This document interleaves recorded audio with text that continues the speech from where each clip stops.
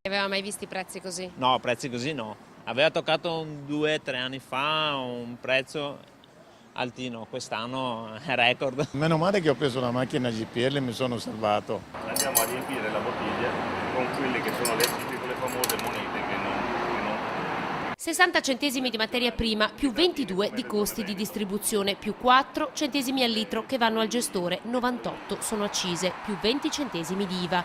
A tutto questo si somma l'addizionale della regione, altri 20, e fanno 2 euro. Insomma, gran parte del pieno della vostra macchina evapora in tasse. Pensate che ogni centesimo di aumento di accisa corrisponde per lo Stato a un'entrata mensile di 20 milioni di euro. Il prezzo del greggio scende ma il carico fiscale sulla benzina sale. È la denuncia di Federcontribuenti e Union Liberi, oggi proprio da una stazione di servizio. Noi come veneti sì, possiamo imporci, chiedere al nostro Presidente Zaia che diminuisca le accise regionali abbassando un 20 centesimi, lo può fare tranquillamente visto il momento straordinario. Le accise che paghiamo sono la somma di debiti ma risalgono ancora alla guerra di Abissinia, al disastro del Vajont, all'alluvione di Firenze.